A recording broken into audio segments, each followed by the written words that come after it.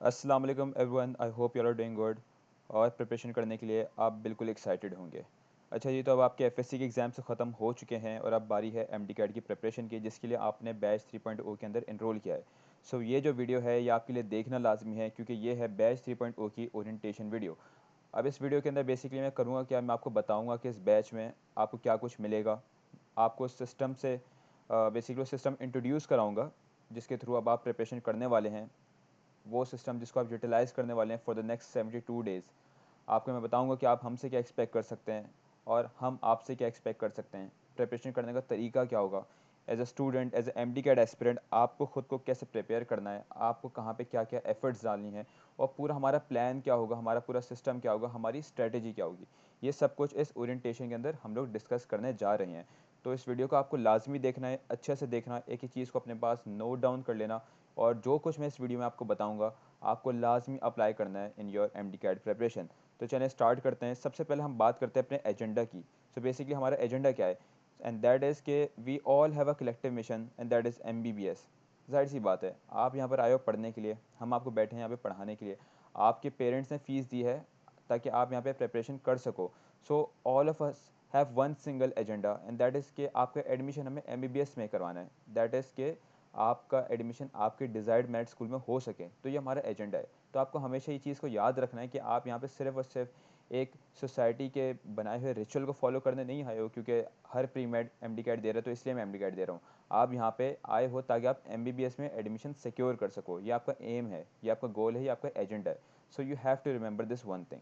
और आपको इस चीज़ को भी याद रखना है कि यहाँ पे जब आप प्रिपरेशन कर रहे हो तो हमें आपकी साइड से एक ही चीज़ की नीड है, that is efforts. As I mentioned here के efforts will be your and plan will be ours. अब इसका मतलब क्या है कि हम आपको प्लान भी प्रोवाइड कर रहे हैं, हम आपको सिस्टम भी प्रोवाइड करेंगे, रिसोर्सेज भी प्रोवाइड करेंगे, हर वो चीज़ प्रोवाइड करेंगे जो आपके लिए ज़रूरी है, जो जिससे आपकी प्रिपरेशन होगी। लेकिन आपसे एक चीज़ की डिमांड है, और वो है एफर्ट्स। एफर्ट्स का क्या मतलब, एफर्ट्स का मतलब है कि ऑनेस्टी, एफर्ट्स का मतलब है डेडिकेशन, एफर्ट्स का मतलब है सिंसेरिटी और हार्ड वर्क।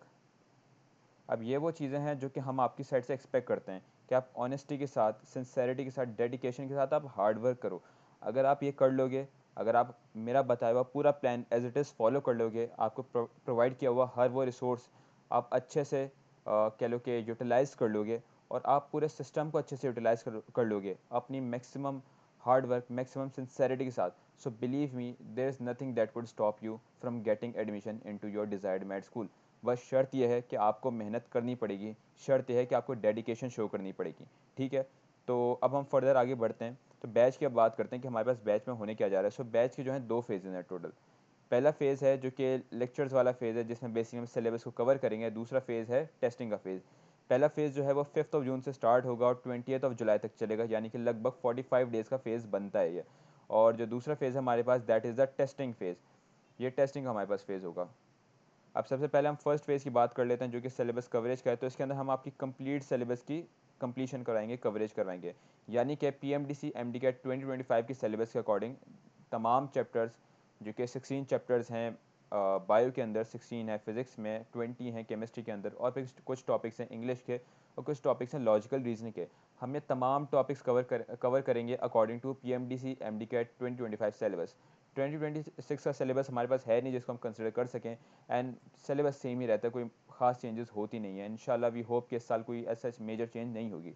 तो हम जो हमारे पास करंट मौजूदा सिलेबस है उसके अकॉर्डिंग पूरा का पूरा पार्ट कवर करेंगे इन 45 डेज़ के अंदर। कवर कैसे करेंगे, हमारे पास लेक्चर्स चल होंगे डेली बेसिस पे, डेली टेस्ट होंगे, प्रैक्टिस का मटेरियल और सब कुछ होगा, जो कि मैं आपको नीचे बताऊंगा।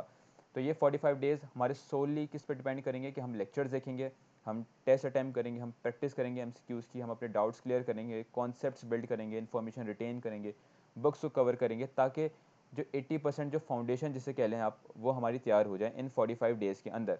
फिर उसके बाद आ जाएगा टेस्टिंग फेज़, जो कि सबसे इंपॉर्टेंट चीज़ होती है while preparing for M D cat. मैं पिछले 3 साल से स्टूडेंट्स को मेंटोरशिप प्रोवाइड कर रहा हूँ, हज़ारों स्टूडेंट्स को डील कर चुका हूँ। मैं खुद भी जब एम डी कैट की प्रिपरेशन कर रहा था, so the one thing that I have notice is कि जो सबसे ज़्यादा कह लें कि रिजल्ट प्रोड्यूसिंग चीज़ है, दैट इज़ टेस्टिंग।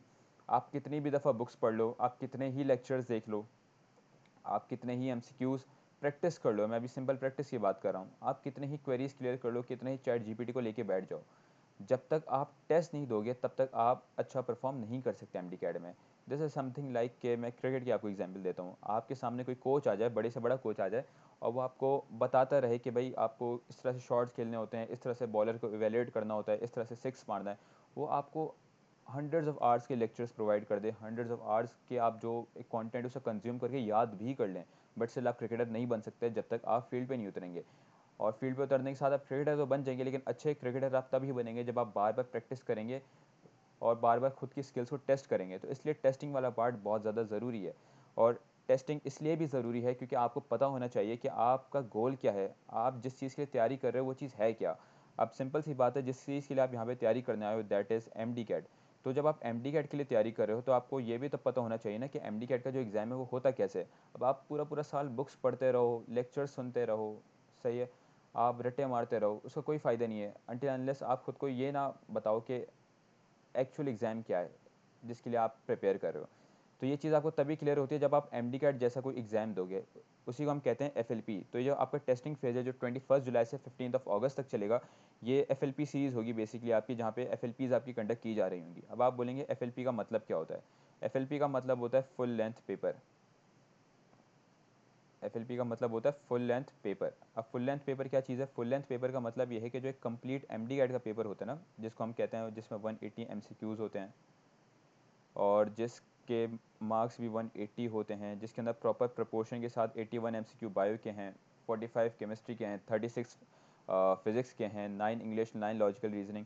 इस तरह का एक प्रॉपर पेपर है जो कि एक सर्टेन पोर्शन इजी एमसीक्यूज़ का, एक सर्टेन पोर्शन मॉडरेट एमसीक्यूज़ का, एक सर्टेन पोर्शन हार्ड एमसीक्यूज़ का है। तो ये एक एम डी की कह लें कि पैटर्न पे जो एक पेपर बनता है उसे हम कहते हैं एफ एल पी। तो हम आपकी इसी तरह की एफ एल पीज़ लेने जा रहे हैं। अब कितनी एफ एल पीज़ होंगी इस सीरीज़ के अंदर, इस सीरीज़ में होंगी आपकी टोटल 20 एफ एल पीज़। अब आपकी एक दो नहीं, चार नहीं, पाँच नहीं, 10 नहीं, 15 भी नहीं, बल्कि पूरी 20 एफ एल पीज़ होंगी। यानी कि जस्ट इमेजिन कि आप एम डी कैट से पहले 20 दफ़ा एम डी कैट जैसे पेपर दोगे। यानी कि इतनी आपकी प्रैक्टिस हो जाएगी, इतनी प्रैक्टिस हो जाएगी कि आपके लिए, आपके अंदर जो एम डी कैट का खौफ है, जो एक नर्वसनेस है, वो तो ख़त्म हो जाएगा डेफिनेटली। सेकंड ये कि आपके जो रिफ्लेक्सेस जो अभी बिल्ड नहीं है सही से एम डी कैट के लिए, वो भी अच्छे से बिल्ड हो जाएंगे, क्योंकि जब आप 20 दफ़ा एक ही चीज़ को सॉल्व किए जा रहे हो, किए जा रहे हो, किए जा रहे हो, so with this amount of consistency आपके रिफ्लेक्सेस बहुत अच्छे बिल्ड हो जाएंगे। थर्ड इज़ कि आपको टाइम मैनेजमेंट आ जाएगी कि टाइम कैसे मैनेज करना है आपको, क्योंकि ये बहुत बड़ा इशू रहता है। हर साल आप जाके पूछें अपने सीनियर से या आपके अराउंड जितने भी एम डी कैट एस्पिरेंट्स हैं जिन्होंने रिपीट किया होगा, आप पूछें उनसे कि बहुत सारे लोग आपको एक ही चीज़ बताएंगे कि यार हमें आता सब कुछ था बट हमसे टाइम नहीं मैनेज हो सका। क्यों? क्योंकि उन्होंने एफ एल पीज़ नहीं सॉल्व की होती है। ये लोग भी वही लोग होते हैं जो कि एक कन्वेंशनल अप्रोच को फॉलो कर रहे होते हैं अपने ओल्ड स्कूल माइंडसेट के साथ, जो एकेडमीज़ उन्हें करवा रही होती हैं, तो वो बस सिलेबस कवर करते रहते हैं, बड़े बड़े लेक्चर सुनते रहते हैं, बट वो अपनी इस तरह से टेस्टिंग नहीं करते, तो उन्हें अंदाज़ा ही नहीं होता कि एम डी कैट के लिए पढ़ना कैसे, या एम डी कैट होता क्या चीज़ है। सही है, तो वो जब जाते हैं पेपर उनके हाथ में आता है, नर्वस हो जाते हैं, टाइम को मैनेज नहीं कर पाते, एमसीक्यूज़ आगे पीछे कर देते हैं, इस टाइप के बहुत सारे ब्लंडर्स हो जाते हैं। एंड दिस इज़ समथिंग जो कि आपको लाइक माइनर सी मिस्टेक है बट आपका पूरा का पूरा साल वेस्ट कर सकती है, पूरा का पूरा करियर डैमेज कर सकती है। तो इसी वजह से हमने आपकी बहुत सारी एफ रखी हैं, सिलेबस कवरेज पे भी हमने टाइम रखा है, बट एफ वाला पार्ट भी प्रॉपर रखा है ताकि आपकी प्रैक्टिस में कोई कमी ना रहे।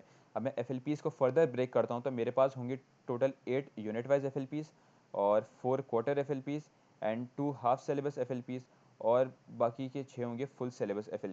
पहले आप यूनिट वाइज टेस्ट दे रहे होगे, फिर आप क्वार्टर सिलेबस के टेस्ट दोगे, फिर आप हाफ सिलेबस के टेस्ट दोगे, यानी कि फर्स्ट ईयर अलग, सेकंड ईयर अलग, और फिर उसके बाद 6 आपके फुल सिलेबस के भी टेस्ट होंगे।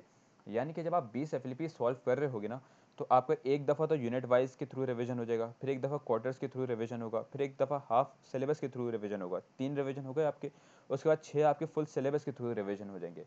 यानी कि आप 9 दफ़ा रिवीजन कर रहे होगे आफ्टर योर सिलेबस कंप्लीशन।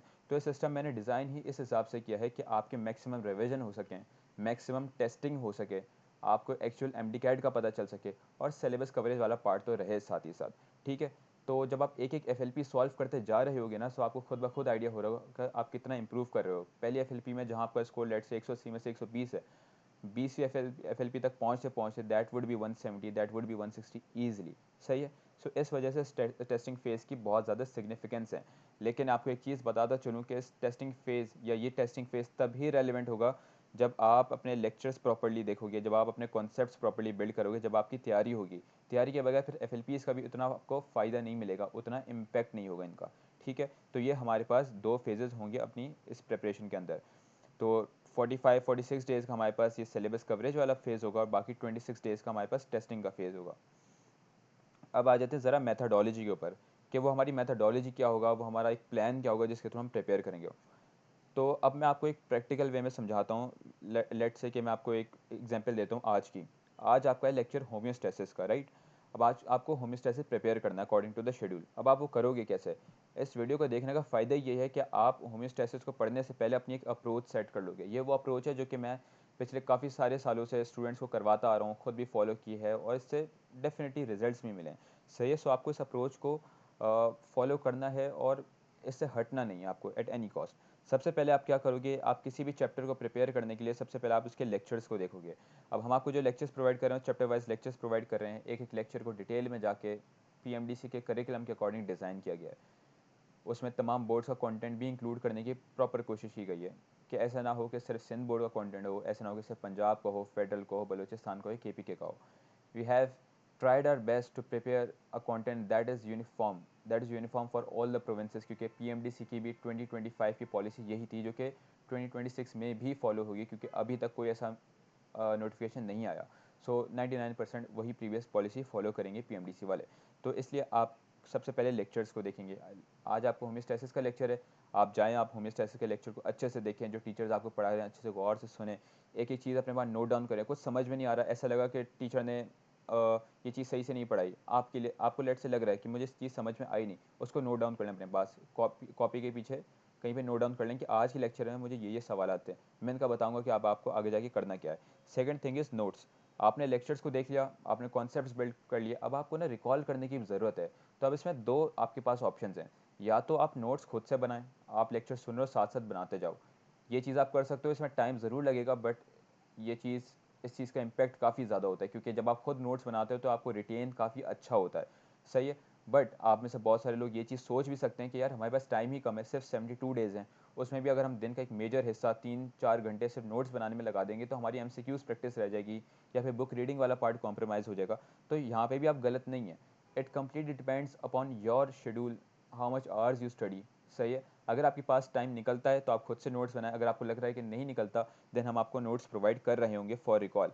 आप लेक्चर देखेंगे, उसी के साथ आपको एक पीडीएफ भी मिलेगा जिसमें वो तमाम बातें होंगी, तमाम कंटेंट होगा जो कि आपने लेक्चर में पढ़ा, ताकि आप लेक्चर के बाद 10-15 मिनट में फ़ौरन से उस चीज़ को रिव्यू कर लें जो आपने आज पढ़ी। फ़ौरन से रिव्यू कर लेंगे तो आपका 2 दफ़ा समझें कि रिवाइज़ हो जाएगा, रिकॉल हो जाएगा और आपको अच्छे से याद हो जाएगा। अब आपने क्या, अपने लेक्चर्स भी देख लिए, आपने नोट्स भी पढ़ लिए। अब थर्ड चीज़ आती है, दैट इज़ बुक रीडिंग। अब ये बहुत ज़्यादा इंपॉर्टेंट चीज़ है, क्योंकि आप लेक्चर जो सुनते हो ना, लेक्चर हमेशा याद रखें कभी भी 100% डेटा कंटेन नहीं करते और लॉजिकली कर भी नहीं सकते हैं, क्योंकि फिर वो लेक्चर नहीं रहेगा। लेक्चर का मकसद ये होता है कि स्टूडेंट के कॉन्सेप्ट्स को क्लियर करना, मैकेनिज़म्स हैं, प्रोसेसेस हैं, इन चीज़ों को समझाना स्टूडेंट को और बताना कि उसे पढ़ना कैसा है, या बेसिकली जो सारी चीज़ें उन्हें आसान करके स्टूडेंट के सामने प्रेजेंट करना। लेकिन 100% कंटेंट तो हमेशा बुक में ही मिलेगा। कोई एक माइनर सी लाइन होगी, कोई माइनर सी परसेंटेज की वैल्यू होगी, कोई माइनर सा फैक्ट होगा, वो तमाम चीज़ें आपको बुक में ही मिलती हैं और उनमें से एमसीक्यू बनता ही है, क्योंकि एमडीकैट 70% है ही रिकॉल बेस, यानी कि बुक लाइन्स आती हैं एमडीकैट में बहुत ज़्यादा। तो इसलिए आपको बुक लाजमी पढ़नी है, लाजमी। अब यहाँ पे स्टूडेंट्स की बहुत बड़ी कन्फ्यूजन आती है, यहाँ पे बहुत सारे लोग आपको मिसगाइड भी करेंगे। अगर अभी मैं पीएमडीसी के 2025 की पॉलिसी की बात करूँ, जो कि एज अ सेड के इस साल भी फॉलो होगी इंशाल्लाह। सो इस पॉलिसी के अकॉर्डिंग एमडीकैट यूनिफॉर्म होगा, यानी कि तमाम प्रोविंसेस को कंसिडर करके बनाया जाएगा। अब इससे बात आती है कि अगर तमाम प्रोविंसेस को कंसिडर किया जा रहा है, इसका मतलब तो फिर मुझे सारी बुक्स भी पढ़नी पड़ेंगी। Well, that's not actually true. इसका भी एक सही तरीका जो मैं आपको बताता हूँ। दूसरी केस ये होता है कि बहुत सारे लोग आपको ये बोलेंगे, या बहुत सारे स्टूडेंट्स ये करते हैं कि सिर्फ अपनी प्रोविंशियल बुक के साथ स्टिक करते हैं। ये भी चीज़ 100% ठीक नहीं है। यहाँ पे जो बेहतरीन चीज़ है वो ये है कि सबसे पहले तो आपको प्रोविंशियल टेक्स्ट बुक को ही पढ़ना है। सिंध के स्टूडेंट हो तो सिंध की बुक को पढ़ो, केपीके के स्टूडेंट हो तो केपीके की बुक पढ़ो, पंजाब के स्टूडेंट हो तो पंजाब की टेक्स्ट बुक पढ़ो। अपनी जो प्रोविंशियल टेक्स्ट बुक है ना, उसे आपको होली अपनी बुक मान लेना है कि यह वो बुक है जिसमें से आपको मेजॉरिटी स्टफ़ कवर करना है, या फिर आपका मेजॉरिटी स्टफ़ आएगा। अब अगर आपने अपनी प्रोविंशियल टेक्स्ट बुक को अच्छे से पढ़ लिया ना, तो अब इस बात को समझें कि जो कंटेंट है तमाम बुक्स के अंदर, वो 80 to 90% सिमिलर है। क्योंकि let's just think for a second कि अगर mitochondria is the power house of the cell, ये चीज़ सिंध में लिखी है तो यही चीज़ तो बाकी में भी लिखी हुई है ना। अगर सेल का चैप्टर सिंथ के अंदर मौजूद है तो ये तो बाकी बुक्स के अंदर भी मौजूद है, राइट। अगर जो सेल ऑर्गेनल्स हैं वो सिंथ में मौजूद हैं तो बाकी बुक्स में भी मौजूद हैं। लेट्स से कि अगर मैं आपको कोई ग्लाइकोलिसिस का कॉन्सेप्ट देता हूँ तो वो सेम ही रहेगा, यूनिवर्सल कॉन्सेप्ट है। ऐसा नहीं कि सिंध में अलग होता है, पंजाब में अलग होता है, नहीं, हर जगह पे ये चीज़ें सेम रहती हैं। तो कहने का मकसद ये है कि कोई भी सब्जेक्ट हो आपका, कोई भी कॉन्सेप्ट हो, कोई भी चैप्टर हो, वो सेम ही रहेगा, उसकी फाउंडेशन, उसकी बेसिक्स हमेशा सेम रहेंगी तमाम बुक्स में। उसका major content 80 to 90% content same ही रहेगा, डिफरेंट नहीं हो सकता। तो जब आपने एक प्रोविंशियल टेक्स्ट बुक पढ़ ली है, इसका मतलब आपने उस चैप्टर के लिए जो 80 to 90% पॉसिबल कंटेंट था वो आपने कवर कर लिया है। अब बात रह जाती है सिर्फ 10 to 20% कंटेंट की, जो कि वेरी करेगा डिफरेंट बुक्स के अंदर, सही है। वेरी भी नहीं करेगा, वो कुछ बुक्स में हो सकता है थोड़ा सा एक्स्ट्रा हो, कुछ बुक में हो सकता है थोड़ा कम हो, ये चीज़ होती है। तो इसके लिए आपको क्या करना है कि प्रोविंशियल टेक्स्ट बुक के साथ साथ आपको फेडरल को ऐड कर लेना है, अगर आप सिंध के अलावा, सिंध हो, पंजाब हो, केपी के हो, बलूचिस्तान के स्टूडेंट हो तो। क्योंकि इस बैच के अंदर फेडरल के स्टूडेंट्स नहीं है, उनका बैच 4.0 होगा। राइट नाउ ये बैच 3.0 सिंध, पंजाब, केपी के एंड बलूचिस्तान के स्टूडेंट्स के लिए है। तो आप लोग अपनी प्रोविंशियल टेक्स्ट बुक को पढ़ें और साथ में फेडरल को ऐड कर लें। इससे क्या होगा कि वो आपने 80 to 90% जो कवर किया था, अब आप 95% पे आ जाएंगे। अब बहुत माइनर सा परसेंटेज रह जाएगा जो कि आपको कवर कर सकते थे, वो भी कवर हो जाएगा when you are watching the lecture, when you are solving the MCQs, when you are solving hundreds of MCQs, when you are solving daily test, when you are solving FLPs. जब इतने सारे MCQs solve करोगे ना, automatically जो remaining content है, गलतियाँ करोगे ना, डेफिनेटली उधर से आपका रिटेन हो जाएगा। तो ऑलमोस्ट हम 98% 99% कंटेंट कवर कर लोगे। बहुत बहुत बहुत ज़्यादा कोई माइनर चीज़ होगी जो कि रह जाएगी। तो आपको इसलिए परेशान होने की ज़रूरत नहीं है, ना ही 5 बुक्स पर अपना टाइम वेस्ट करने की ज़रूरत है, ना ही सिर्फ एक बुक पढ़ने की ज़रूरत है। प्रोविंशियल टेक्स्ट बुक को अपनी प्रायोरिटी बनाओ। फेडरल को तब पढ़ो जब आपके पास टाइम बच जाता है, फिर फेडरल को पढ़ो। और फेडरल को पढ़ने के लिए आपको ऐसा नहीं कि एक एक वर्ड पढ़ना पड़ेगा, आप सुपरफिशियली भी पढ़ सकते हो। आपको अंदाज़ा हो जाएगा जब आप एक टॉपिक को देखोगे, आप देखोगे कि इसके अंदर 2 बातें एक्स्ट्रा लिखी हैं मेरी प्रोविंशियल बुक के मुकाबले में, तो आप उन बातों को पढ़ लो, रिटेन कर लो, नोट डाउन कर लो। सो ये सिंपल सी अप्रोच है बुक रीडिंग की। अब बात कर लेते हैं एमसीक्यूज़ प्रैक्टिस की, कि एमसीक्यूज़ प्रैक्टिस कैसे करनी है। आपने लेक्चर देख लिए, आपने नोट्स पढ़ लिए, अब आपने बुक रीडिंग भी कर ली। इसका मतलब ये है कि जो सारा कंटेंट था वो आपने कवर कर लिया है। अब बारी आती है उस कंटेंट को अप्लाई करने की, तो इसलिए हम करते हैं एमसीक्यूज़ की प्रैक्टिस। तो एमसीक्यूज़ की प्रैक्टिस मैं आपको रिकमेंड करूँगा, आपको 3 सोर्सेज से करनी है। सबसे पहले पास्ट पेपर्स। पास्ट पेपर बहुत ज़्यादा इंपॉर्टेंट है, अपने प्रोविंस के पास्ट पेपर्स आपको करने हैं, क्योंकि ये वही एमसीक्यूज़ है जो कि लास्ट ईयर्स आते रहे हैं। जब आप पास्ट पेपर्स कर लेते हो, आपका एक तो कॉन्फिडेंस बूस्ट होगा, आपको समझ में आ जाएगा कि एमडी कैट इतना मुश्किल नहीं है जितना आपको बताया जाता है। तीसरा ये है कि आपको ग्रिप आ जाएगी, आपको पैटर्न समझ में आ जाएगा कि एमडी कैट में एमसीक्यू आने कैसे वाला है, और आप किस चीज़ में मिस्टेक कर रहे हो और आप उस चीज़ को इम्प्रूव भी कर सकते हो। दूसरे जो सोर्स होगी वो होगी हमारे पढ़ाई के एमसीक्यूज़, जो पढ़ाई का एमसीक्यूज़ बैंक, जो वर्कशीट्स हम आपके साथ शेयर करेंगे ऑन डेली बेसिस। तो आपको इन वर्कशीट्स को लाजमी सॉल्व करना है, क्योंकि वर्कशीट हमने खुद ने डिज़ाइन की हैं, एंड इसके अंदर लिटरली आपको बहुत डाइवर्स किस्म के एमसीक्यूज़ मिलेंगे। आपको मिलेगा, आपको बुक लाइन के एमसीक्यूज़ मिल जाएंगे, बुक लाइन जो रिकॉल बेस्ड एमसीक्यूज़ होते हैं। उसके अलावा आपको मिल जाएंगे कॉन्सेप्चुअल एमसीक्यूज़, जिनके अंदर एक प्रॉपर कॉन्सेप्ट होता है, वो मिल जाएगा आपको। तीसरा ये है कि आपको मिल जाएंगे डायग्रामेटिक एमसीक्यूज़। अब बायोलॉजी है, उसके अंदर डायग्राम्स लाजमी होती हैं, तो आपको डायग्रामेटिक एमसीक्यूज़ भी मिल जाएंगे। फर्दर मैं बात करूँ तो आपको डिस्क्रिप्टिव एमसीक्यू भी मिल सकता है। अगर आप नम्स 2024 का पेपर जाके देखेंगे तो उसमें आपको डिस्क्रिप्टिव एमसीक्यूज़ देखने को मिलते हैं, तो आपको वैसे एमसीक्यूज़ भी मिल जाएंगे। आपको सिनेरियो बेस्ड भी मिल जाएगा। कभी कभार जब पीएमडीसी का बहुत दिल करता है थोड़ा सा एमडीकैट को ट्रिकी बनाने का, तो सिनेरियो बेस्ड एमसीक्यूज़ दे देते हैं। सिनेरियो बेस्ड ऐसा एमसीक्यू होता है कि जहाँ पे आपको बता रहे हैं कि एक ऐसा सिनेरियो है, उसमें ये हो रहा है, वो हो रहा है, एंड आपको आंसर बताना है उसका, तो ऐसा एमसीक्यू भी मिल जाएगा। तो इसमें आपको डिफरेंट किस्म के एमसीक्यूज़ मिल रहे होंगे विद डिफरेंट डिफिकल्टी लेवल, सही है। सो आपको इसलिए पढ़ाई का एमसीक्यूज़ बैंक भी लाजमी सॉल्व करना है। थर्ड सोर्स होगी किप्स। अब किप्स मैं इसलिए रिकमेंड कर रहा हूँ क्योंकि किप्स एक ऐसी बुक है जो काफ़ी सालों से चलती आ रही है, काफ़ी अच्छी बुक है, मैंने खुद ने भी अपने टाइम पे प्रैक्टिस की थी। हर साल मैं अपने स्टूडेंट्स को लाजमी किप्स की प्रैक्टिस करवाता हूँ। तो ये 3 सोर्सेज आपके लिए इनफ होंगी, क्योंकि याद रखें स्टूडेंट्स बोलते हैं कि कितनी प्रैक्टिस करनी चाहिए, 100 करें, 200 करें, 300, 400, 500, कितने एमसीक्यूज़ करें। तो इसका सिंपल सा आंसर ये है कि आपको एमसीक्यूज़ प्रैक्टिस तकरीबन 150 से 250 एमसीक्यूज़ की करनी चाहिए। इतनी आप करोगे आपके लिए इनफ है पर चैप्टर। अगर आप 250 एमसीक्यूज़ सॉल्व कर रहे हो ना, तो इसका मतलब ये है कि आप दिन का कम से कम भी 3 साढ़े 3 घंटा प्रैक्टिस में लगा रहे हो, और इतना ही आपके पास दिन में टाइम बनता है प्रैक्टिस के लिए। तो अब आप ज़रा देखो, पास्ट पेपर्स आप करोगे, तकरीबन पास्ट पेपर्स में आपको 50 से 60 एमसीक्यूज़ मिल जाएंगे। आप पढ़ाई की वर्कशीट्स को सॉल्व करोगे, उसमें आपको 100 से 150 एमसीक्यूज़ मिल जाएंगे। आप कैप्स को सॉल्व करके वहाँ पे आपको 50 से 80 के दरमियान एमसीक्यूज मिल जाते हैं। तो ये कितना बन जाता है, ये ऑलमोस्ट 250 के करीब करीब बन जाते हैं एमसीक्यूज। तो आपके जो गोल है वो बेसिकली हिट हो जाएगा इन 3 सोर्सेज के through. Later on while revising आपने 45 दिन में अपना सिलेबस कवर कर लिया। अब आपके पास जो 26 दिन एक्स्ट्रा बच रहे हैं जिसमें आप FLPs की तैयारी कर रहे हैं, उसमें अब आपको और प्रैक्टिस की ज़रूरत है। तब आप डिफरेंट बुक्स पे जाना, वो कोई भी हो सकती है, SKN हो सकती है, बैंक ऑफ MCQs की बुक हो सकती है, कोई डॉगर पब्लिशर्स की बुक हो सकती है, और भी डिफरेंट अच्छी अच्छी बुक्स हैं जो कि आप प्रैक्टिस कर सकते हैं, जो कि मैं आपको खुद बताऊंगा वंस आपका सिलेबस कंप्लीट हो जाए। सही है। तो ये हो गया आपका MCQs प्रैक्टिस वाला पार्ट। अब जब आपने लेक्चर्स भी देख लिए, आपने नोट्स भी कर लिए, आपने बुक रीडिंग भी कर ली, आपने अपनी प्रैक्टिस भी कर ली है, उसके बाद एक और चीज़ आएगी आज सेशन। अब आज सेशन क्या है? अब देखिए, आपने आज होमियोस्टेसिस का लेक्चर लिया, सही है, आपने लेक्चर सुन लिया, अच्छे से कॉन्सेप्ट्स बना लिए, लेकिन एज अ सेट जो मैंने आपको कहा था कि आपके पास जो भी सवालात आ रहे हैं, क्वेरीज आ रही हैं, आप अपने पास नोट डाउन कर लें, अपने किसी रफ कॉपी पे पीछे नोट डाउन कर लें। अब वो सवालात आपको अपने टीचर से डायरेक्टली पूछने हैं। अब होगा क्या कि आज सेशन का आपका एक ग्रुप होगा व्हाट्सएप कम्युनिटी के ऊपर, वहाँ पे रोज़ाना रात में आपके टीचर्स ऑनलाइन आएंगे, ग्रुप को ओपन करेंगे और वो आपसे पूछेंगे कि आपको क्या कोई क्वेरी है, कोई डाउट है लेक्चर के अंदर, और आपको सारी क्वेरीज वहाँ पे एड्रेस करनी है। कि अगर 10 क्वेरी हैं तो 10 बताओगे कि मुझे ये सारे क्वेश्चंस हैं, मुझे इनका आंसर चाहिए, तो टीचर्स आपको आपकी क्वेरीज का उसी वक्त आंसर देंगे। इससे क्या होगा कि लेक्चर सुनते वक्त आपने सब कुछ बिल्ड कर लिया, कॉन्सेप्ट वाला पार्ट जो आपको नहीं समझ में आ रहा था, आपने अपने टीचर से डायरेक्ट इंटरेक्ट करके उसे भी क्लियर कर लिया। 30 to 40 मिनट्स के लिए आपके teacher on daily basis live आएंगे व्हाट्सएप के ऊपर, वो मैसेज करेंगे कि भाई कोई क्वेरी है आप हमें बताओ, और आप वहाँ पे अपनी एड्रेस करना। And one thing that I am telling you guys, कि लास्ट ईयर का भी मेरा एक्सपीरियंस रहा जब हमारे पास बहुत सारे स्टूडेंट्स थे, और मैं सिर्फ उन्हीं स्टूडेंट्स का एडमिशन हुआ जो आज सेशंस में आके क्वेरीज पूछा करते थे, ना कि वो पैसिव स्टूडेंट जो कि चुपचाप बैठे रहते थे, बस लेक्चर सुन लिया, अपने आप में MCQ सॉल्व कर लिए, टीचर से इंटरेक्ट नहीं कर रहे हैं, मेंटोर से इंटरेक्ट नहीं कर रहे हैं, डाउट सॉल्वर से इंटरेक्ट नहीं कर रहे हैं, कोई सवालात नहीं पूछ रहे हैं, कोई क्यूरियोसिटी नहीं है उनके अंदर, कोई गलतियाँ अपनी करेक्ट नहीं करना चाह रहे, उनका एडमिशन भी नहीं हो सका। क्योंकि मैं उन्हें हमेशा कहता था कि आप सवालात पूछें तभी आपका एडमिशन होगा, तभी आपके अंदर वो एक एनर्जी आएगी, वो पैशन आएगा कि आप फर्दर अपने आप को पुश कर सकते हो। जब आप इतना पैसिव रहते हो तब आप नहीं कर पाते कुछ भी अच्छा अचीव। तो ये मैं आप तमाम लोगों को बता रहा हूँ, आपके पास सिर्फ 72 डेज़ हैं, 72 डेज़ के बाद आपके पास कुछ भी नहीं बचेगा। फिर ये है कि आपको एक साल रिपीट करना पड़ जाएगा, जो कि ऑब्वियसली आप में से कोई नहीं चाहेगा। तो इसलिए सवालात आपको लाजमी पूछने हैं, that is mandatory for every one of you. Teachers बैठे हैं, टीचर्स अक्सर फेड अप हो जाते हैं, वो बोलते हैं कि स्टूडेंट्स सवालात ही नहीं पूछते।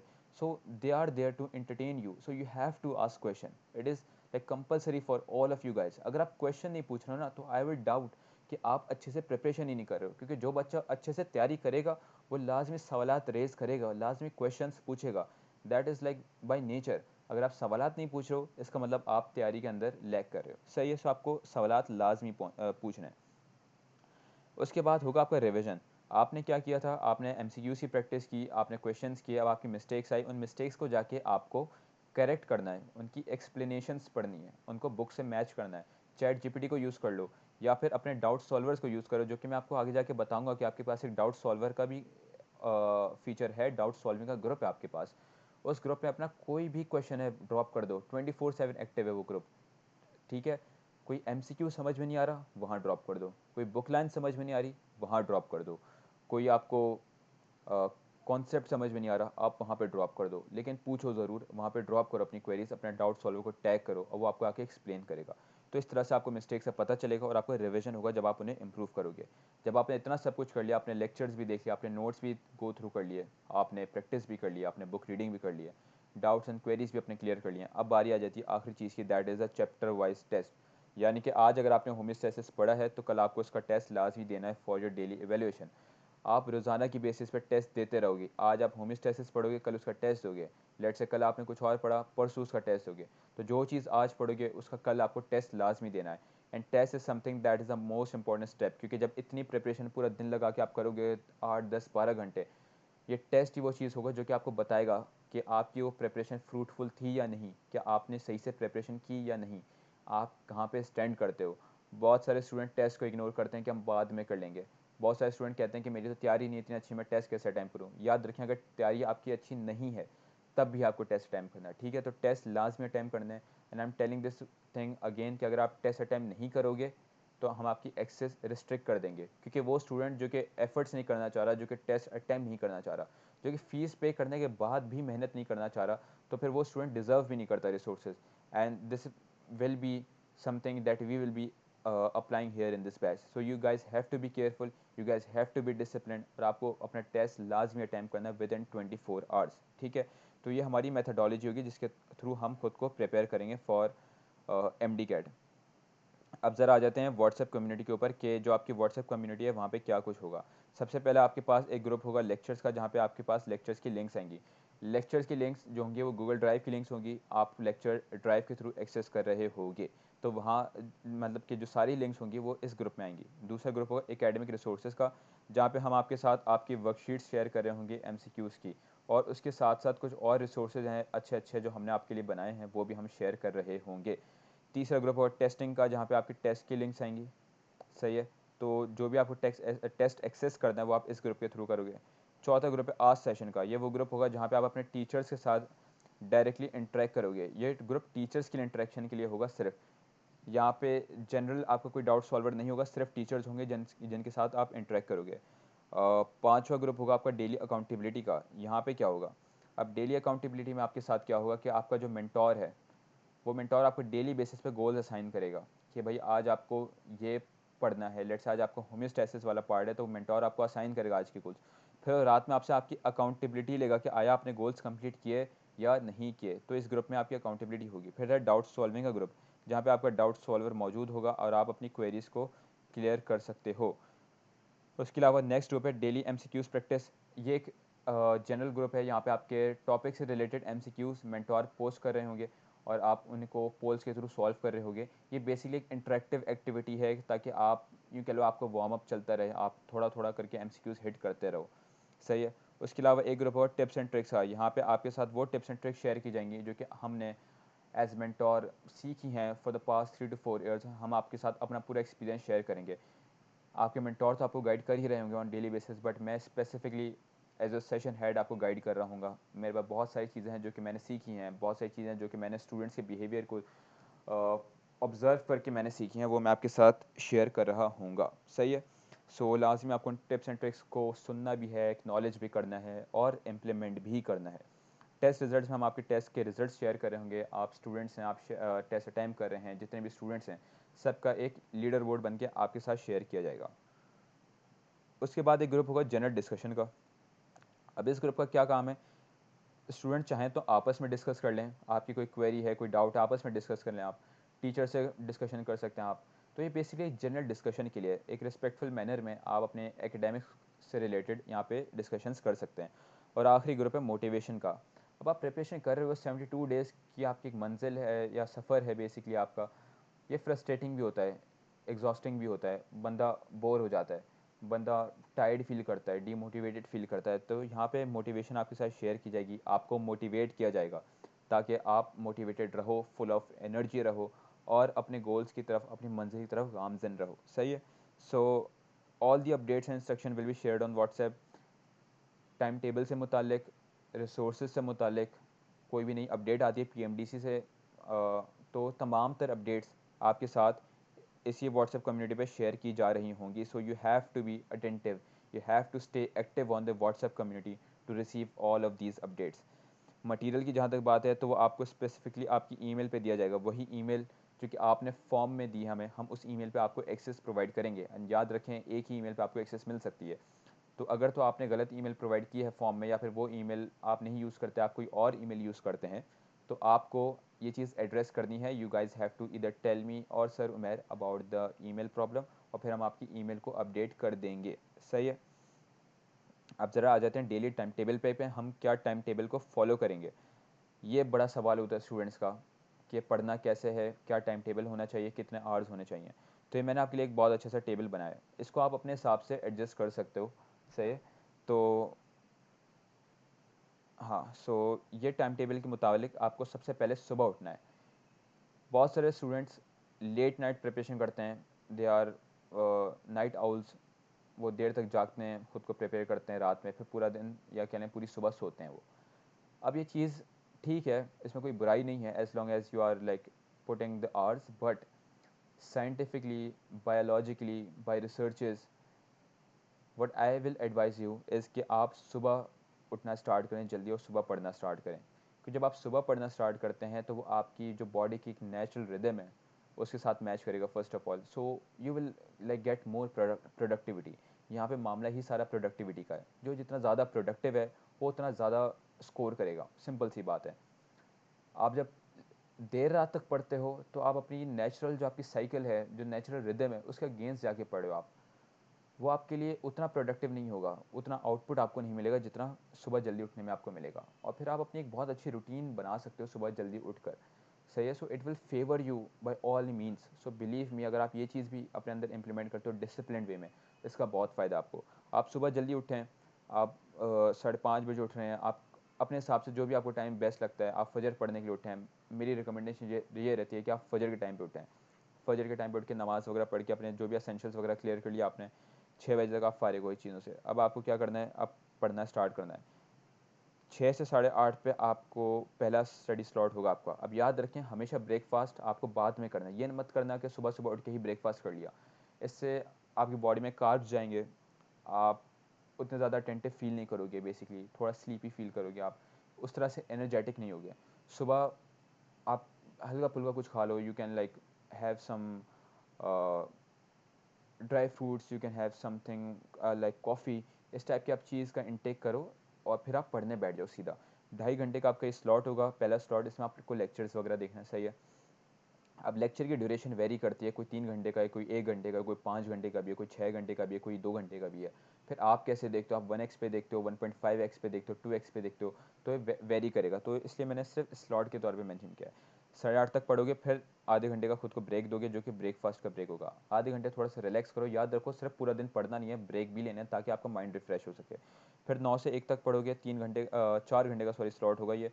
यहाँ पे अपना मेजर काम निपटा दो, जो लेक्चर रह गया उसको देख लो, बुक रीडिंग कर लो, नोट्स को रिकॉल कर लो, जो भी करना है इसके अंदर करो, ठीक है। 4 घंटे का स्लॉट होगा, उसके बाद आप 1 till 2:30 एक और ब्रेक ले लो। अब ये थोड़ा लंबा ब्रेक होगा, आप इसमें नमाज भी पढ़ लो, इसमें लंच वाला पार्ट भी कर लो अपना, थोड़ा बहुत नैप ले लो, थोड़ा बहुत फैमिली के साथ इंटरेक्ट कर लो, हल्का फुल्का आपने सोशल मीडिया यूज़ कर लिया, सही है, एक लिमिट में। लेकिन 1.5 घंटे का आपने यहाँ पे ब्रेक ले लिया। उसके बाद थर्ड स्लॉट होगा 2:30 से 5:30, 2:30 till 5:30 आपका थर्ड स्लॉट होगा। और यहाँ पे आप MCQs की प्रैक्टिस कर सकते हो, अच्छा खासा 3 घंटे का टाइम है, आराम से बैठ के MCQs की प्रैक्टिस करो, सही है। फिर 5:30 till 6 एक और ब्रेक ले सकते हो, इसमें आप नैप ले सकते हो, कोई छोटा सा, थोड़ा सो जाओ, या जो भी करना है आप कर लो, ऐसा करो जो आपको रिलैक्स करे।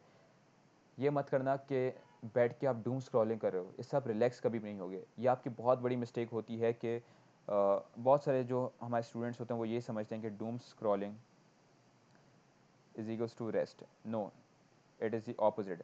डूम स्क्रॉलिंग आपको मज़ीद फटीग करेगा, मज़ीद आपको थकाएगा। कैसे? मेंटली आपको थकाएगा, सही है। उल्टा आपके जो रिसेप्टर्स हैं ब्रेन के, वो डिसफंक्शनल हो जाएंगे। द थिंग इज़ कि आपका जो ब्रेन है बहुत ज़्यादा ओवर स्टिमुलेटेड हो जाता है, डोपामीन हिट्स मिलती हैं आपको, चीप डोपामीन हिट्स, और ये आपको बहुत ज़्यादा मसला क्रिएट करेंगे वाइल स्टडिंग। क्योंकि जब आप पढ़ रहे हो ना, आपको 4 घंटे पढ़ना है अगर बैठ के, ये बोरिंग एक्टिविटी है, सही है।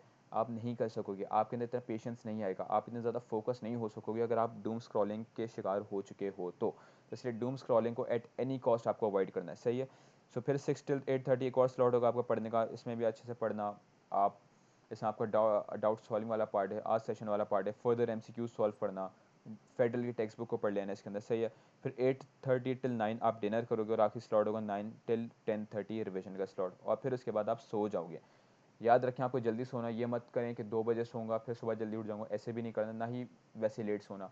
जल्दी सोएंगे, जल्दी उठेंगे, एक डिसिप्लिन क्रिएट होगा। हमेशा याद रखें, डिसिप्लिन लोग ही ज़्यादा कामयाब होते हैं, और यहाँ पे आपको ज़रूरत ही डिसिप्लिन की। आप इस शेड्यूल को फॉलो करें, आपके 13.5 घंटे बन जाएंगे एक दिन के अंदर। Believe me, believe me, believe me, अगर आपने 13.5 घंटे एक दिन में पढ़ लिया और ये आपने 72 डेज तक फॉलो किया, आई कैन गारंटी यू कि आपका एडमिशन लाजमी 100% होगा, इंशाल्लाह इंशाल्लाह, ठीक है। तो आपको लाजमी इस शेड्यूल को फॉलो करना है। अब मैं मेंटोरशिप को ज़रा डिटेल में एक्सप्लेन कर देता हूँ कि मेंटोरशिप क्या चीज़ है। ये चीज़ जो है आपको आगे कर देगी, ये चीज़ आपको एक एज देगी बहुत सारे उन स्टूडेंट्स पे, आपके उन फेलोज़ पे, जो कि फिजिकल एकेडमीज़ के थ्रू प्रिपेयर करें। कैसे? मेंटोरशिप में आपको क्या है, सबसे पहले डेली गोल्स मिल रहे हैं।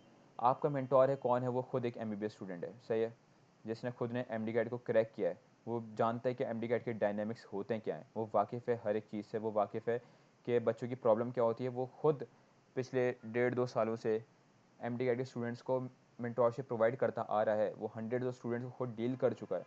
तो you can like possibly guess के वो बंदा खुद इस फील्ड में कितना ज़्यादा एक्सपर्ट होगा, तो वो आपको सबसे पहले गोल असाइन करेगा, उसके बाद रात में आपकी अकाउंटेबिलिटी लेगा। याद रखें अकाउंटेबिलिटी बहुत ज़्यादा ज़रूरी होती है, कोई भी सिस्टम है, कोई भी चीज़ है, उसमें अकाउंटेबिलिटी होना लाजमी है। अकाउंटेबिलिटी के बगैर सिस्टम कोलैप्स कर जाते हैं, डिसिप्लिन नहीं रहता, तो इसलिए अकाउंटेबिलिटी का होना लाजमी है, और वो एमडी कैट का जो आपका मेंटोर है वो फुलफिल करेगा। फिर वो आपको डेली बेसिस पर टिप्स एंड ट्रिक्स शेयर कर रहा है, वो आपको बता रहा है आपको क्या करना है, क्या नहीं करना, किस चीज़ से आप फ़ायदा ले सकते हो, किस चीज़ के थ्रू आप अपनी प्रेपरेशन को स्मार्ट वे में आप आगे लेके चल सकते हो। बेसिकली आपको बताएगा कि आपकी प्रेपरेशन के कैटलिस्ट क्या हैं, आपके स्कोर लेने के लिए आपके जो कैटलिस्ट नेसेसरी वो हैं क्या चीज़। फिर आपको मोटिवेट करता रहेगा वो ऑन डेली बेसिस, ताकि आप कभी भी डीमोटिवेटेड फील ना करो।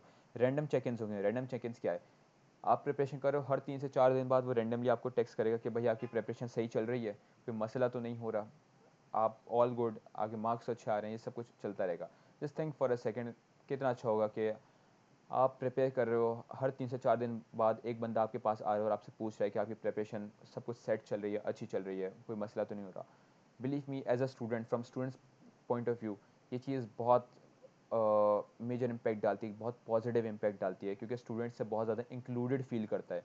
वो जब इस इंडिविजुअल अटेंशन को देखता है तो वो खुद भी अपनी साइड से एफर्ट्स करना स्टार्ट करता है। ये चीज़ आपको majority of the physical academies में नहीं देखने को मिलती। उसके बाद आ जाते हैं वीकली परफॉर्मेंस एनालिसिस पे। ये क्या चीज़ है, आप एक हफ्ते में 7 दिन पढ़ रहे हो, 7 दिन आप टेस्ट दे रहे हो, अब 60 टेस्ट दिए, उनमें आपका स्कोर कितना बन रहा है, या फिर सबसे पहले आपने टेस्ट अटैम्प्ट किया नहीं किया, किया तो स्कोर कितना है, कौन से सब्जेक्ट स्ट्रॉन्ग हैं, कौन से सब्जेक्ट्स वीक हैं, ये सारी चीज़ें आपकी परफॉर्मेंस एनालिसिस का पार्ट होगा। हर हफ्ते आपकी प्रोग्रेस की रिपोर्ट बनेगी और आपका मेंटोर आपके साथ वो चीज़ शेयर करेगा और आपसे पूछेगा अगर आप परफॉर्म अच्छा नहीं कर रहे तो भाई क्यों नहीं कर रहे, अगर आप वजह बताओगे फिर वो आपको उसका सोल्यूशन देगा, एक इम्प्रूवमेंट का प्लान देगा आपको कि इस इम्प्रूवमेंट के प्लान के थ्रू आपको अब फर्दर खुद को प्रिपेयर करना है। सही है। सो उसके बाद आपकी प्रोग्रेस ट्रैकिंग वाला पार्ट चलता रहेगा, हम आपकी प्रोग्रेस को प्रॉपर वे में ट्रैक करेंगे हर एक दिन के हिसाब से कि आज इस बच्चे ने इतना टेस्ट अटैम्प्ट किया है, इतना स्कोर आया, इस टेस्ट में इसने अच्छा परफॉर्म नहीं किया, इसमें अच्छा परफॉर्म किया है, स्टूडेंट कितना पार्टिसिपेट करे, डाउट सॉल्विंग में एक्टिव है, आज सेशन में एक्टिव है, एमसीक्यू सॉल्व करता है नहीं करता, ये सारी चीज़ हम आपकी नोट कर रहे हैं हर दिन के हिसाब से। सो मैं इतना ही कहूँगा कि आपके ऊपर एक कॉन्स्टेंटली एक आँख है जो आपको देख रही है, ठीक है। तो आपको बिल्कुल भी गफलत नहीं बरतनी, आपको अपनी प्रिपरेशन पे लगे रहना है। अगर आप नहीं सही से करेंगे हम आपके पीछे पड़ जाएंगे जब तक आप खुद को सुधार नहीं लेते। सही है। अब मैं आपको फैकल्टी के बारे में थोड़ा सा बता दूं। फैकल्टी आपकी जो मेंटोर हैं वो है miss Maryam Shah. She is a second year MBBS student और ये राइट नाउ केएमयू से अपना एमबीबीएस कर रही हैं। So she will be a mentor, she has been our mentor for the past year और इन्होंने काफ़ी सारे स्टूडेंट्स को मेंटोरशिप प्रोवाइड की हुई है and you would definitely love the mentorship part with her. उसके अलावा आपकी बायोलॉजी के टीचर से बात करूँ तो जो सेकेंड ईयर की बायो है वो आपको सर विनय पढ़ाएंगे। He is again second year MBBS student from DMC डाउ मेडिकल कॉलेज। सही है। और जो आपकी मिस मिनाहिल हैं she is a third year MBBS student from DMC again, और ये आपको फर्स्ट ईयर की बायो पढ़ा रही होंगी। फिज़िक्स से टीचर्स की बात करूँ so miss Maryam Qazafi will be teaching you second year physics and miss Ishal will be teaching you first year physics. Both are from KMU and both are in second year of their MBBS. उसके अलावा chemistry teacher बात करूँ so miss Hurma will be teaching you chemistry. She is also from KMU and she is a second year BDS student. English teacher हैं आपके sir Ruhan and he is also second year KMU student. और sir Ruhan के साथ आपको definitely English में काफ़ी मज़ा आएगा and I can like guarantee you कि आपको किसी भी फिजिकल अकेडमी में इस क्वालिटी की इंग्लिश नहीं मिल रही होगी, क्योंकि इंग्लिश को एक नेगलेक्टेड सब्जेक्ट की तरह ट्रीट किया जाता है, एक मिडिल चाइल्ड की तरह ट्रीट किया जाता है, बट हम आपको एक प्रॉपर वे में इंग्लिश कवर करवा रहे होंगे।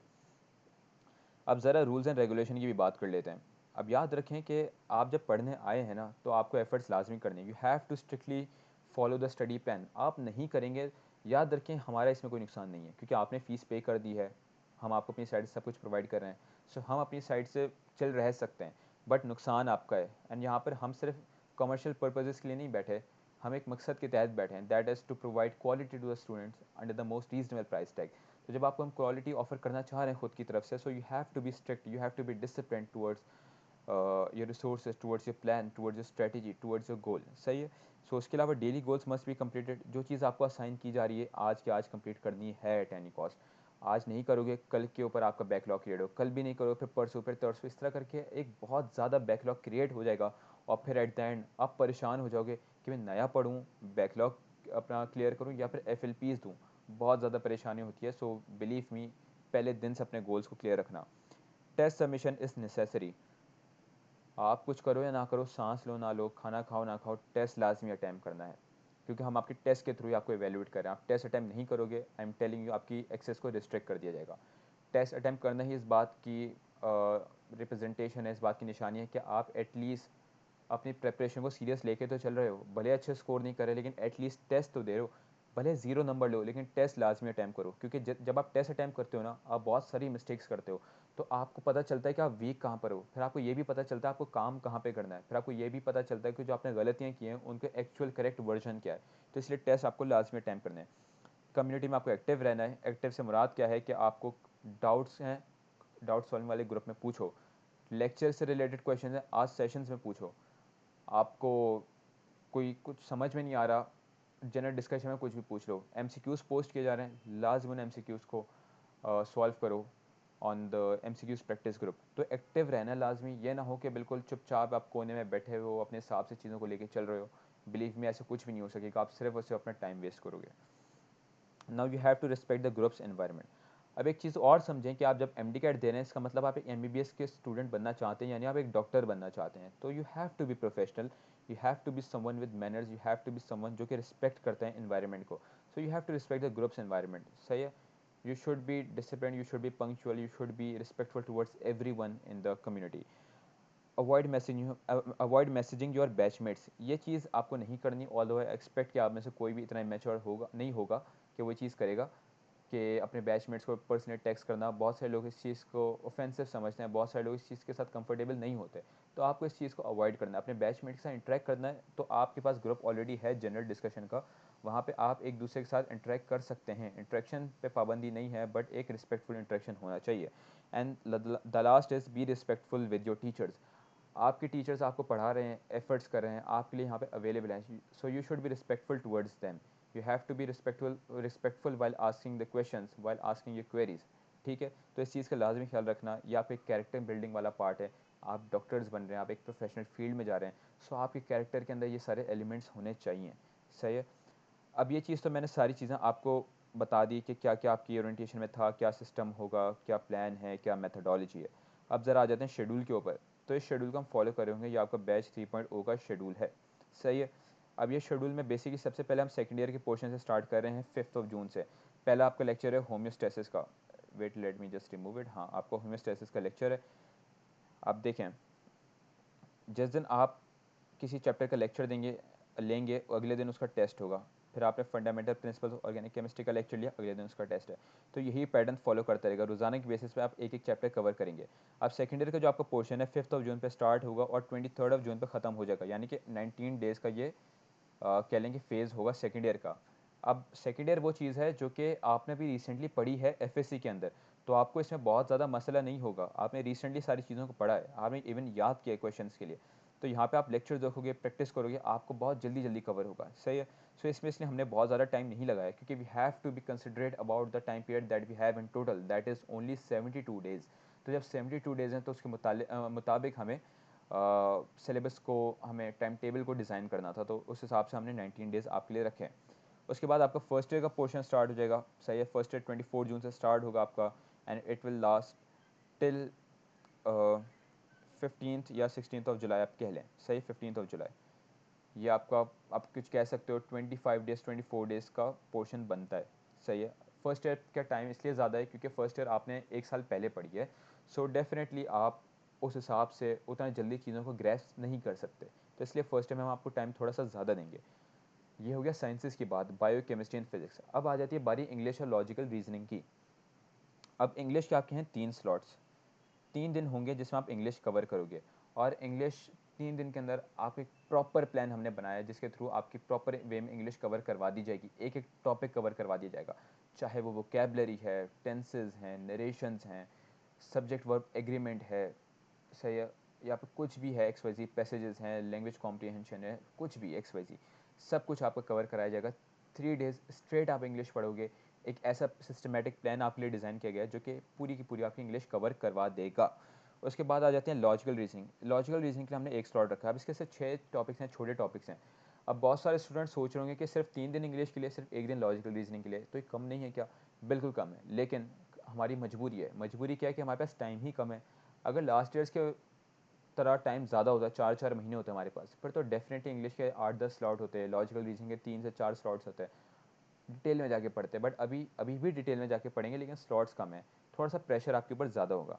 आप लॉजिकल रीजनिंग कर लोगे, एक दिन आपके पास रिविजन का आ जाएगा, फिर उसके बाद आपका जो प्रेपरेशन वाला पार्ट है कंप्लीट हो जाएगा। हम आ जाएंगे टेस्ट सीरीज़ के ऊपर। टेस्ट सीरीज़ आपकी स्टार्ट होगी 21 जुलाई से यूनिट वाइज एफएलपी के थ्रू। पहली एफएलपी, दूसरी, तीसरी, चौथी करके आपकी टोटल होंगी 8 एफएलपीज़ टिल 28 जुलाई। 8 एफएलपीज़ दोगे, उसके बाद आपकी होंगी 4 क्वार्टर सिलेबस की एफएलपीज़ जो कि 29 से 1 अगस्त तक होंगी। उसके बाद 2 हाफ सिलेबस होंगी, ये फर्स्ट ईयर और ये सेकंड ईयर। ये 2 हाफ सिलेबस की एफएलपी हो जाएंगी 3 अगस्त तक। और उसके बाद फिर आपका एक रिवीजन आ जाएगा गैप। फिर आपकी फुल सिलेबस टेस्ट 1 होगा, जो कि एक कंप्लीट सिलेबस का टेस्ट होगा, फिर रिवीजन, फिर सिलेबस का टेस्ट, फिर रिवीजन, फिर एक और, फिर रिवीजन, फिर एक और टेस्ट होगा आपका। इस तरह करते करते आपके 6 टोटल एफएलपीज़ हो जाएंगे। और ये डेट आ गई आपकी 15 अगस्त, that is the final day, that is the last day before your MD cat preparation. तो इस तरह से हम आपको आज से स्टार्ट करेंगे और टिल एमडी कैट आपको एंटरटेन करेंगे, और आपकी एक प्रॉपर सिस्टमेटिक मैनर में ये पूरी प्रिपरेशन हम आपकी करवा रहे होंगे।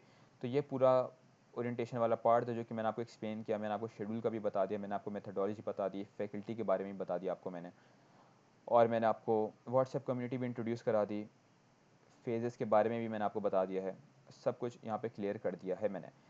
तो इस वीडियो को आपने आई होप अच्छे से सुना होगा, अच्छे से देखा होगा, सही है।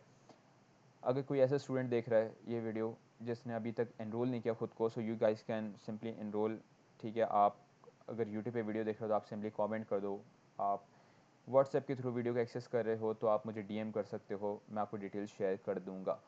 सही है। नेक्स्ट बैच हमारा बैच 4.0 भी है जो कि लॉन्च होगा फ्रॉम 23 जून। इसमें तमाम बोर्ड के स्टूडेंट्स को हम डील करेंगे अलॉन्ग विद फेडरल। सेन के स्टूडेंट्स के लिए बेहतर ये बैच 3.0 में ही आप लोगों के साथ ही तैयारी स्टार्ट करें। 4.0 तक तकरीबन आपके 17 दिन वेस्ट हो चुके होंगे, वेस्ट कह लें या फिर गुजर चुके होंगे। सही है। सो ये वाली चीज़ थी कंप्लीट ओरिएंटेशन बैच 3.0 की। अच्छे से एक एक चीज़ को सुने, अपना प्लान बनाएं और फिर अपनी तैयारी स्टार्ट करें। Again I am saying, efforts आपकी हैं, प्लान हमारा है। प्लान मैंने आपको दिखा दिया किस कदर सिस्टमेटिक प्लान है। अब आपको ऑनेस्टी के साथ प्रिपरेशन करनी है, डेडिकेशन दिखानी है, सिंसेरिटी दिखानी है। You have to work hard, तभी जाके कुछ ना कुछ रिजल्ट्स मिलेंगे। So this is it, thank you so much for watching this video, thank you so much for watching attending this orientation class. और अब आप अपनी प्रिपरेशन ऑफिशियली स्टार्ट कर सकते हैं। ऑल द बेस्ट, एंड बस आग लगा देनी आप, ठीक है। So thank you so much, and यहाँ पे हम इस वीडियो को एंड करते हैं। अल्लाह हाफिज़।